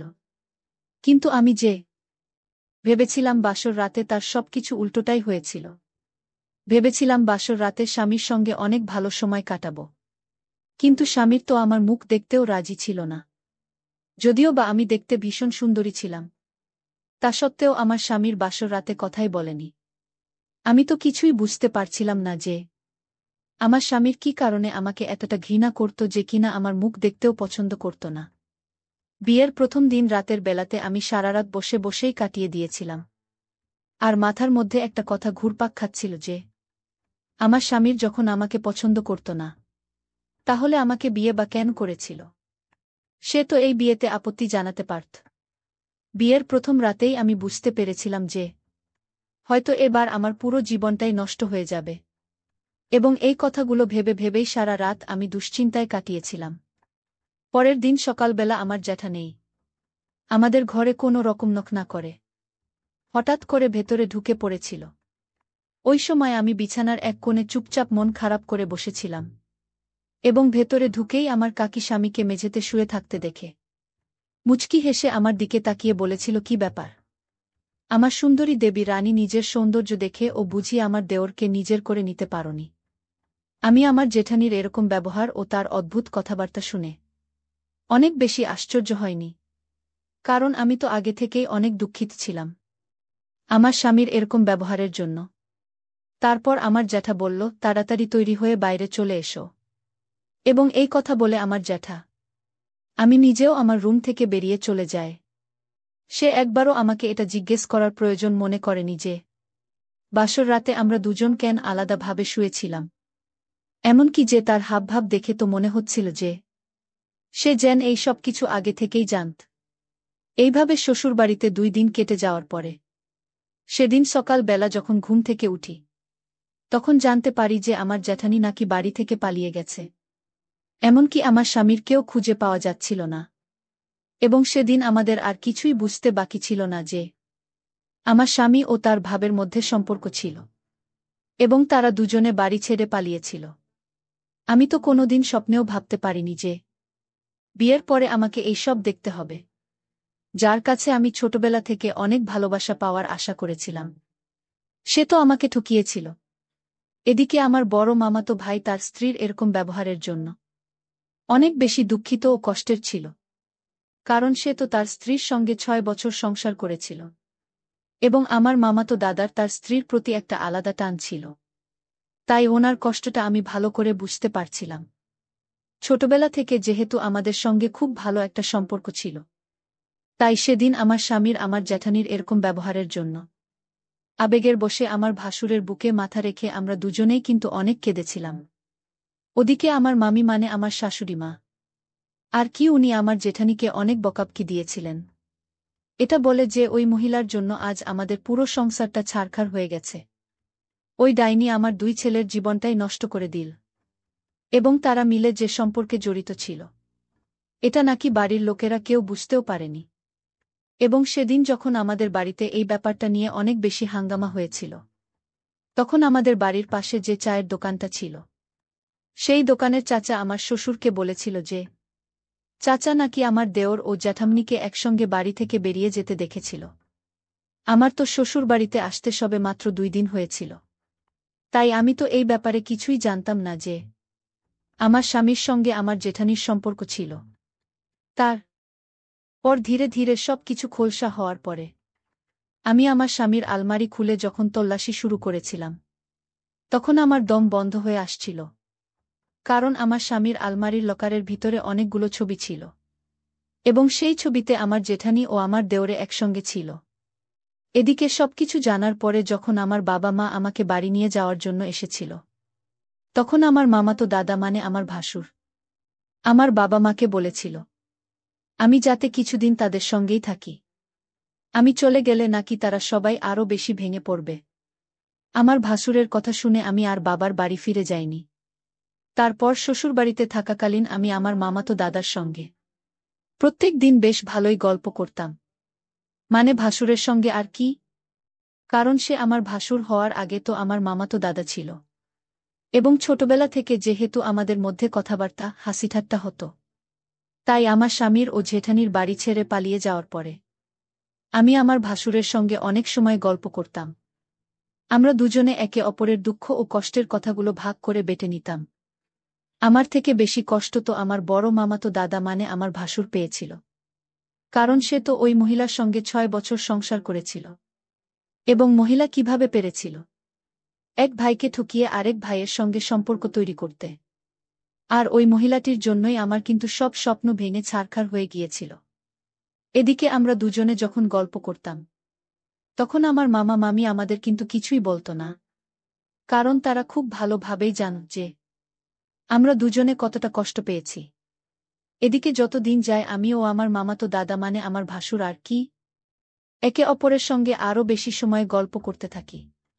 এবং যত দিন যায় আমরা নিজেদের কষ্ট ভুলে গিয়ে ধীরে ধীরে একে অপরের কষ্ট বুঝতে পারি।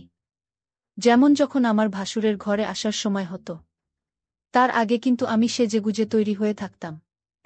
তারপর একদিন যখন আমার শ্বশুর ও শাশুড়ি বাড়িতে ছিল না, তখন আমি আমার ভাসুর বাড়িতে একাই ছিলাম। আমার ভাসুর ওই সময় স্নান করে নিজের ঘরের ভিতরেই ছিল। আর ঠিক ওই সময় আমি ভুলবশত উনার ঘরের ভিতরে ঢুকে পড়েছিলাম। তারপর উনাকে দেখে আমার নজর কেড়েছিল এবং আমি অনেকক্ষণ উনার দিকেই তাকিয়ে নিজের স্বপ্নের জগতে চলে গিয়েছিলাম। কারণ বিয়ে হওয়া সত্ত্বেও তো আমার যে রাতটা হওয়ার কথা ছিল সেই রাত হয়নি। তাই আমার ওই ধরনের ইচ্ছেও স্বপ্ন দেখা কিন্তু স্বাভাবিক ব্যাপার ছিল। তারপর আমার ভাসুরের আমার দিকে চোখ পড়তেই সে ওই অবস্থাতেই আমার নাম ধরে আমাকে ঘরের ভেতরে ডাকল। আমার ভাসুরকে ওই অবস্থায় দেখে আমার তো অনেক ভালো লাগছিল, কারণ আমিও একটা মানুষ ছিলাম এবং আমারও একটা নিজের স্বপ্ন বলে কিছু ছিল। তাই সেদিন আমি নিজের আবেগ ধরে রাখতে না পেরে হঠাৎ করে আমার মামাতো দাদাকে মানে ভাসুরের ঘরে গেলাম। আমার মামাতো দাদা অনেক জোরে হেসে আমাকে তখন বলল, আরে তিশা, তুমি কি করছ? আমি তখন লজ্জায় উনার থেকে একটুখানি দূরে সরে মাথা নিচু করে আর ওই ঘরে থাকতে না পেরে দৌড়ে উনার ঘর থেকে বেরিয়ে বাইরে চলে এসেছিলাম। তারপর আবার ভাসুরও কিন্তু তাড়াতাড়ি নিজের ঘর থেকে বেরিয়ে আমার কাছে এসে বলেছিল, তিশা, তুমি কি আমাকে কিছু বলতে চাও? আমি তো সেদিন আমার মনের সব কথা আমার ভাসুরকে বলে ফেলেছিলাম। সেদিন আমি আর নিজের মনের কথাটা ভাসুরকে বলেছিলাম যে, আপনি কি আমাকে বিয়ে করবেন? কারণ আমি আপনাকে মনে মনে পছন্দ করে ফেলেছি এবং আমি আপনাকে বিয়ে করতে চাই ও আমার সব স্বপ্ন আপনার মাধ্যমে পূরণ করতে চাই। তখন আমার ভাসুর আমার বলেছিল, দেখো তৃষা, আমারও কোনো আপত্তি নেই তোমার সঙ্গে বিয়ে করতে, কারণ তুমি তো অনেক সুন্দরী এবং তোমার মতো সুন্দরী মেয়েকে সবাই নিজের স্ত্রী হিসেবে পেতে চাইবে। কিন্তু এসব কথা আগে আমার বাবা মাকে বলতে হবে। তারা যদি এই বিয়েতে রাজি থাকে তাহলে আমার এতে কোনো আপত্তি নেই, কারণ আমার আগের স্ত্রী তো আমাকে এতদিন ধরে ঠকিয়ে আমার ভাইয়ের সঙ্গে পালিয়ে চলে গেছে। তাই আমি তো চিরকাল একা থাকতে পারব না। এবং তুমিও অনেক তরুণী, তুমিও চিরকাল কিন্তু একা কাটাতে পারবে না। কিন্তু ভাসুর বিয়ের আগেই একদিন আমায় বলল, চলো আমরা কোথাও ঘুরতে যাই, তাহলে আমাদের অনেক ভালো লাগবে। আমি ভাসুরের কথায় রাজি হয়ে গিয়াছিলাম।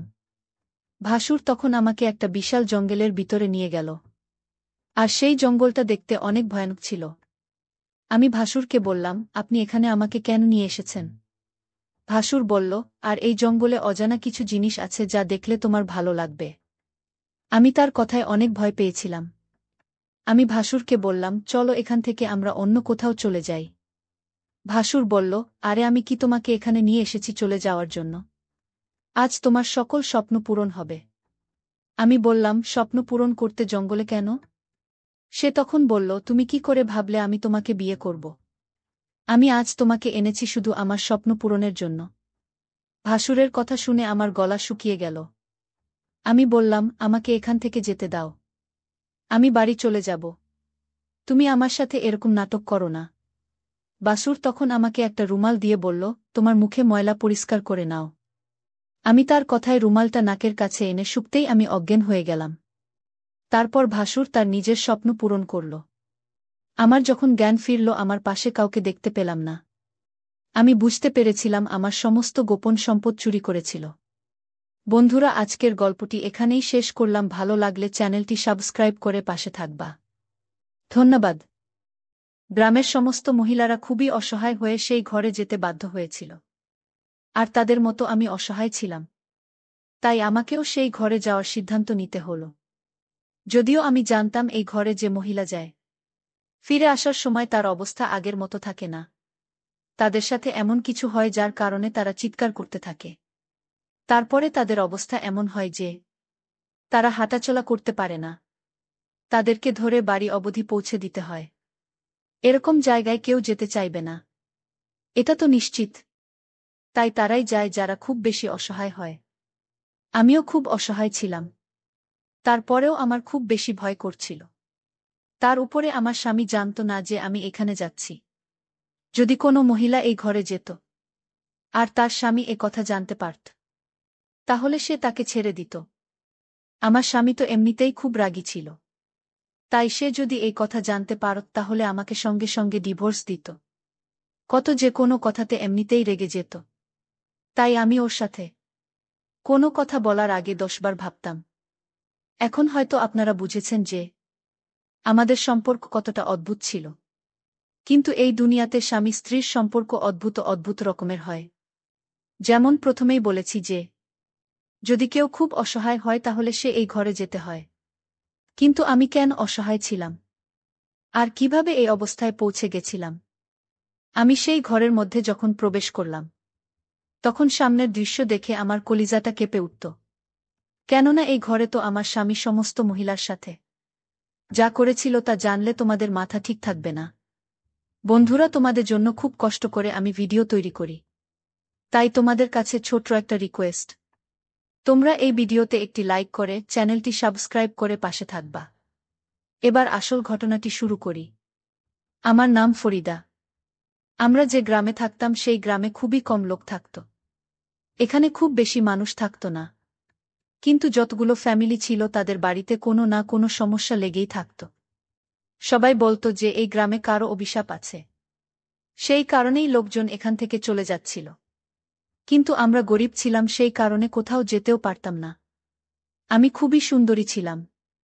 তাই বাবা বলতো যে আমি নিজের মেয়ের বিয়ে এমন বাড়িতে দেব যাদের অবস্থা আমাদের থেকে ভালো হবে, যাতে তুমি অন্তত ভালোভাবে থাকতে পারিস। কিন্তু যে লোকটা আমার জন্য সম্বন্ধ নিয়ে এলো সে আমাদের থেকেও বেশি গরিব ছিল। আমার বাবা তবুও তো আমাদের গ্রামের পোস্ট অফিসে চাকরি করত। কিন্তু এই ছেলে তো লোকের দিনমজুর ছিল। ছেলেটি আমার বাবাকে বলল যে আমি সৎ মানুষ এবং আপনার মেয়েকে ভালোবাসি। এ খুব খেয়াল রাখ। আমার বাবা আমার কাছে এই ছেলেকে ভালোবাসে কিনা জিজ্ঞেস করলে আমি বললাম এরকম কোনো ব্যাপার নেই। তখন বাবা বলল, তাহলে এই ছেলেটা তোর জন্য পাগল হয়ে গেল। কিভাবে? তুই নিশ্চয়ই এর সাথে কোনো কথা বলছিস, আরও কোনো ইঙ্গিত দিয়েছিস। আমি বললাম, তুমি আমার কথা বিশ্বাস করো, এরকম কিছুই না। কিন্তু সেই ছেলেটা খুব চালাক ছিল। সে আমাকে বাবার চোখে ছোট করে দিল। যদি কেউ কোনো মেয়ের পেছনে ওর বাড়িতে এসে বলে যে আমি আমার মেয়েকে ভালোবাসি, তাহলে মেয়ের উপরে আঙুল ওঠে যে তোর পিছনে একটা ছেলে পাগল হয়ে গেছে। তাহলে কি সে হাতেই পাগল হয়ে গেছে? তার মানে তুই নিশ্চয়ই কিছু বলছিস। এখন আমি যাই বলতাম না কেন তারা এটাও বলতো যে আমি মিথ্যা বলছি। এই কারণে আমি খুব বাজেভাবে ফেঁসে গেছি।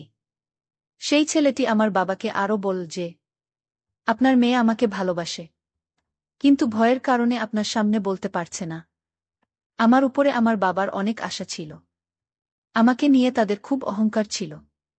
কিন্তু আজকে এসব শুনে সে বলল, তুই যেসব করেছিস তাতে আজকে থেকে তুই আমার জন্য মরে গেছিস। এখন তোর বিয়ে যেখানেই হোক আমার কোনো পার্থক্য পড়বে না। তার পরের দিন আমার সম্বন্ধেও সেই ছেলেটির সাথে করে দেওয়া হলো। বিয়ের পরে বাসর রাতে আমি ওকে জিজ্ঞেস করলাম যে ও এসব কেন করছে, কেন আমার বাবার চোখে আমাকে ছোট করে দিয়েছে। তখন সে বলল, যদি আমি এসব কিছু না করতাম তাহলে তুমি কখনোই আমার বড় হতে না। আমি তোমাকে খুব ভালোবাসি, তাই তোমাকে পাওয়ার যে উপায় আমার মাথায় আসে আমি তাই করি। আমি বললাম, তোমার এই পদ্ধতি জঘন্য ছিল। আর আমি কখনোই তোমাকে ভালোবাসব না, কখনোই তোমাকে আমার কাছে আসতে দেব না, তোমাকে নিজের স্বামী রূপে স্বীকার করব না। যদি তুমি আমাকে ছাড়তে চাও তাহলে ছেড়ে দাও। তুমি আমার সমস্ত মান সম্মান নষ্ট করে দিয়েছ। আমি তো মনে মনে পাকা সিদ্ধান্ত করে নিলাম। কিন্তু পরের দিন সে নিজের ক্ষতি করার চেষ্টা করল। তখন ওর মা বলল যে আমার ছেলে তোমার জন্য মরতে যাচ্ছে, তুমি ওর সাথে কেন এরকম করছো? এই মেয়ে, এত অহংকার করো না। সেই মেয়ে খুবই ভাগ্যবতী হয়, যার স্বামী তাকে এরকম ভালোবাসে। আমিও চাইতাম না যে ও নিজের জীবন নিয়ে নিক, তাই আমি গিয়ে ওকে থামালাম। দিন এভাবেই কাটতে লাগল, আর তারপরে আমরা দুজন একে অপরকে স্বীকার করে নিলাম। ও বলল, তোমার বাবার ও তোমার উপর ভরসা করা উচিত ছিল। আমি যদি তোমাকে পাওয়ার জন্য কিছু করেছিলাম, কিন্তু তোমার বাবার এত তাড়াতাড়ি আমার কথা মেনে নেওয়া ঠিক হয়নি। তার তো তোমার উপর কোনো ভরসাই ছিল না। ওইসব কথা বলে আমার হৃদয় বাবার জন্য বিষ ভরে দিয়েছিল। তার উপরে আমার বাবা আমার সঙ্গে কথা বলতো না। দিন এভাবেই কাটছিল। আমার স্বামী আমার উপর অনেক বিধিনিষেধ লাগিয়ে রেখেছিল, কিন্তু ও এই সমস্ত বিধিনিষেধকে বলতো যে এইসব ভালোবাসার জন্য। ও বলতো যে একলা বাইরে যাবে না, আমি চাই না যে আমি ছাড়া অন্য কেউ তোমাকে দেখুক, কারো সঙ্গে কথা বলবে না, নিজের শাকিল কথা শুধু আমার সঙ্গেই বলবে। আর আমি যখন বাড়িতে আসব তখন সমস্ত কাজকর্ম ছেড়ে আমার কাছে এসে বসবে। এই সমস্ত জিনিস দেখে আমার শাশুড়ি খুব রাগ করত, কিন্তু তারা একটা কথা শুনত না। তারপর একদিন আমি ভাবলাম, কিভাবে কেউ হঠাৎ করে এসে আমাকে পাগলের মতো ভালোবাসতে পারে। আমার স্বামী বলতো কোনো মহিলার কাছে স্বামীর এরকম ভালোবাসা একটা স্বপ্নের মতো, কিন্তু আমার কাছে এটা ডাক্তারের দেওয়া ওষুধ এর মতো করা ছিল। ও শাকিল সত্যিই আমার জন্য এরকম ভালোবাসা ছিল না, নাকি এই সমস্ত কিছু নিজের উদ্দেশ্য পূরণ করার জন্য দেখাত? এটা নিয়ে আমার মনে সন্দেহ ছিল। তাই সত্যিটা জানার জন্য আমি একদিন রান্না করতে পারব না বলে দিলাম স্বামীকে, আজকেই তোর ক্লাস নেব। আমিও সেটাই দেখতে চাইতাম। যে সকালে আমি তাকে বলেছিলাম যে আমার শরীর খারাপ, তখন ও বলেছিল, যদি কাজ করতে পারো তাহলে করে নিও, না হলে আরাম করো। যখন সকালে উঠেছিল তখন ব্যবহার আমাদের দুজনের প্রতি একই রকম ছিল। এই কারণেই আমি দেখতে চাইতাম যে ও কি করে। ও যখন বাড়ি ফিরে এলো তখন আমার শাশুড়ি আমার বিরুদ্ধে ওকে বলতে শুরু করে দিল। শাশুড়ি বলছিল, মহারানী তো বিছানায় শুয়ে আছেন, আর বলছেন তার শরীর ভালো নেই, সে কোনো কাজই করেনি, আমাকে সমস্ত কাজ করতে হয়েছে। তুই কি ধরনের মেয়ে নিয়ে এসেছিস? যখন তখন বাহানা করবে, যখন ওর মন চায় তখনই কাজ করবে, যখন মন চাইবে না তখন করবে না। এসব কথা আমার স্বামী নিজের মায়ের মুখে শুনে তারপরে বলল, ওর শরীর সকালবেলা থেকেই খারাপ, আর সেটা আমাকে বলেছিল। এখন যদি একটি লোকের শরীর খারাপ থাকে তাহলে সে কাজ করবে কিভাবে? আর তুমি এই ধরনের কথা বলছো কেন? তাহলে কি তোমার হৃদয়ে আমার বোনের জন্য একটু দয়া মায়া নেই?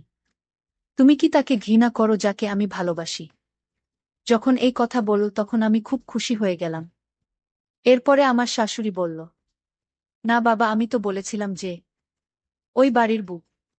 তখনই আমার স্বামী এমন একটা কথা বলল যে আমি হতভম্ব হয়ে গেলাম।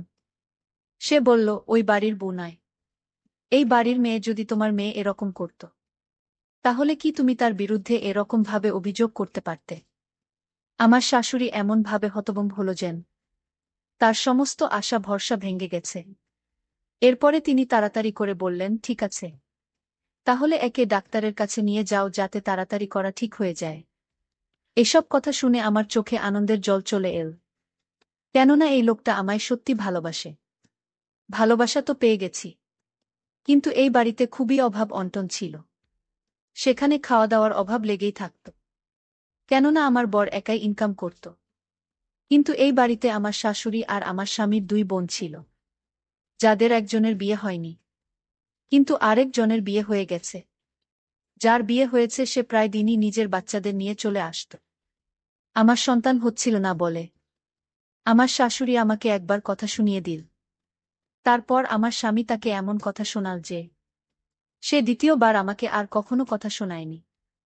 আমার স্বামী এসব শুনে চুপ হয়ে থাকত, কিন্তু যদি শাশুড়ি বেশি কিছু বলত তাহলে তার উত্তরে আমার স্বামী বলত যে ভালোবাসি আমি তাকে। এখানে থাকতে থাকতে একজনের সাথে আমার বন্ধুত্ব হয়েছিল। সে আমাকে বলেছিল যে আজকাল গ্রামে একজন সাপুড়ে এসেছে, যে আগে গ্রামে গ্রামে খেলা দেখিয়ে বেড়াত। তারপরে সে এমন একটা সাপ পেয়েছে যেটা খুব অদ্ভুত। সেই সাপটা পেয়ে তার দিন বদলে যায়। সেই প্রাণী সাপের কাছে গেলে স্বপ্ন পূরণ হয়, কিন্তু একটা প্রাণী সাপ তার কাছে গেলে যে কোনো উদ্দেশ্য সফল হয়ে যায়। এই কথাটা শুনে আমি হতবাক হয়ে গেলাম। যদিও আমি গ্রামে বড় হয়েছি, তাই আমার মধ্যেও এইসব অন্ধবিশ্বাস ছিল। কিন্তু এখন যখন আপনাদের এই গল্প শোনাচ্ছি, তখন বুঝতে পারি যে এরকম কখনোই হয় না। কিন্তু সেই সময় আমিও এই জিনিস বিশ্বাস করতাম। আমি আমার বান্ধবীকে বললাম যে, হ্যাঁ, এই সাপুড়েরা অনেক কিছু জানে হয়তো। এই জন্যই মানুষ সাপকে পুজো করে। কেননা কোথাও না কোথাও থেকে তো সাপকে পুজো করার ব্যাপারটা শুরু হয়েছে আমার। বান্ধবী বলল, হ্যাঁ, কিন্তু কাজটা খুবই অদ্ভুত। লোকে বলে এই সব কিছু ঠিক না। এই জন্যই তো সাপুড়ের মাঝে মাঝে আসে। আর সে তার থাকার ঘর বানিয়ে রেখেছে, যেখানে সে মহিলারা স্বপ্ন পূরণে মুখ লুকিয়ে সেখানে যায়। আমি বললাম, এতে কষ্ট হয় না? তখন ও বলল, কষ্ট তো হয়, কিন্তু কিছু পাওয়ার জন্য কিছু সহ্য করতে হয়। এমনিতেও যখন কারো মা হতে হয়, তখন তাদেরও কষ্ট সহ্য করতে হয়। কিন্তু যখন মা হয়ে যায়, তখন তার জীবন খুশিতে ভরে ওঠে।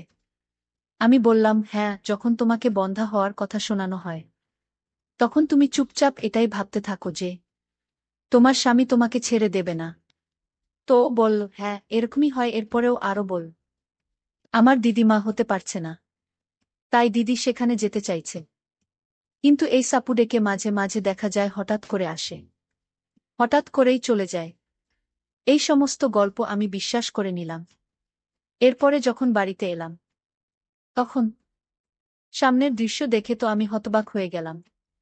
আমি দেখলাম যে আমার স্বামী আলমারি পিছনে কিছু লোকও ছিল। সেই সময় হঠাৎ আমাকে দেখে কিছুটা ঘাবড়ে গেল, আর তাড়াতাড়ি করে সেখান থেকে পেছনে সরে গেল। আমি তাকে বললাম, কি হয়েছে?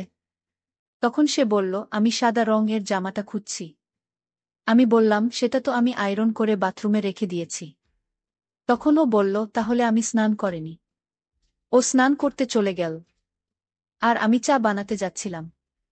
কিন্তু চা বানাতে যাওয়ার আগে আমি আলমারিতে দেখলাম যে আমার স্বামী কি করছিল। আমি সেই সমস্ত মহিলাদের মতো ছিলাম না, যারা নিজের স্বামীর উপর সন্দেহ করে। কিন্তু আমি নজর অবশ্যই রাখতাম। আমি দেখতে চাইতাম যে ও কি করছিল। তাই যে জায়গাতেও খুঁজছিল, আমি সেই আলমারির যে জায়গার কাপড় সরালাম। কিন্তু এটা দেখে আমার দম বন্ধ হয়ে যাওয়ার মতো অবস্থা হলো যে সেখানে অনেকগুলো ৫ টাকার নোট ছিল। আমি গুনতে তো পারলাম না, কিন্তু সেখানে প্রায় ৬০ থেকে ৭০ হাজার ছিল। আমি সেগুলো সেই জায়গাতেই রেখে চা বানাতে চলে গেলাম। আর চা বানিয়ে নিজের স্বামীর কাছে এসে বসলাম।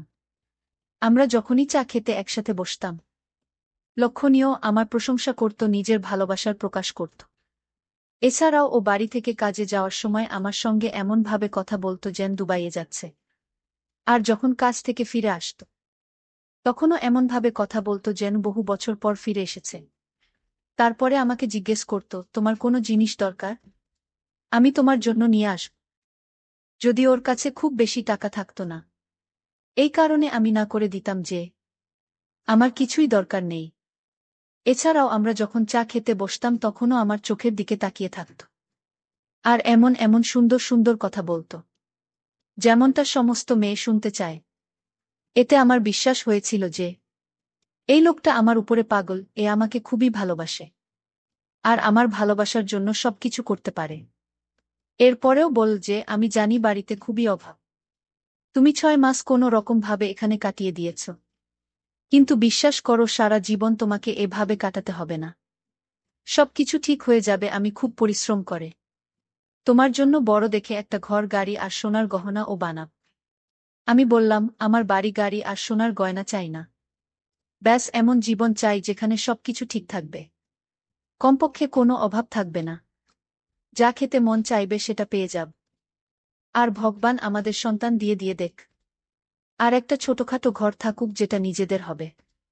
ও বল, তুমি এত ছোট স্বপ্ন দেখো না, তুমি তোমার স্বামীকে জানো না। আমি তোমার সমস্ত বড় বড় স্বপ্ন পূরণ করতে পারি। আমার মাথায় সেই টাকার ব্যাপারটা ছিল। আমার মনে হয়েছিল যে ও নিজেই আমাকে এই কথাটা বলবে, কিন্তু বলেনি। ও আমার কাছে এই কথাটা লুকোনো ছিল। যদিও এখন বাড়িতে খাওয়া দাওয়ার অভাব ছিল না, ও আমার জন্য বিভিন্ন জিনিস নিয়ে আসতে লাগল। কখনো এটা নিয়ে আসতেও তো কখনো ওটা। ও আমাকে নতুন কাপড় আর জুতো এনে দিয়েছে। আমাদের দিন খুব ভালো কাটছিল। এসব কারণে আমি এটাও জানতে পারলাম না যে সাপুড়ে আবারও আমাদের গ্রামে এসেছে। আর যে মহিলারা বন্ধা ছিল, তারা যখন বর বাড়িতে থাকত না, তখন তারা সাপুড়ের কাছে চলে যেত। তাই আমিও ভাবলাম, যখন সবাই যায়, তাহলে আমিও যাই। দেখি আমার স্বামী আগে বেশিরভাগ সময় বাহিরে কাটাত। তো কখনো কাজ পেত তো কখনো পেত না। যখন কাজ পেত না তখন বাড়িতে থাকত। কিন্তু আজকাল সবসময় ব্যস্ত থাকত। আমি বললাম, আজকালকে তুমি প্রতিদিন কাজ পেয়ে যাও? তখন ও বল, হ্যাঁ, আমি প্রতিদিন কাজ পেয়ে যাই। আমি জিজ্ঞেস করলাম, এটা কিভাবে হয়ে গেল? তখন স্বামী বাহিরের কাজে গেল, আর আমি এই সুযোগে চলে সাপুরের রাজার কাছে গেলাম আমার উদ্দেশ্য সফল করার জন্য। কিন্তু আমি যেই সাপুরের কাছে গেলাম, সেই সাপুরে তো অন্য কেউ নয়, সেটা আমার স্বামীই ছিল। তাহলে কি আমার স্বামী এসব করে? তাহলে আমি কেন মা হয়নি? তারপর আমার স্বামী আমাকে দেখে খুব অবাক হয়ে গেছিল, আর বলল, আসলে আমি মূলত মহিলাদের এই সাপুরের কাছে নিয়ে আসি, আর সেই সাপুরে মহিলাদেরকে ঘরে নিয়ে তারপর কিছুদিন পরে সে মা হয়ে যায়।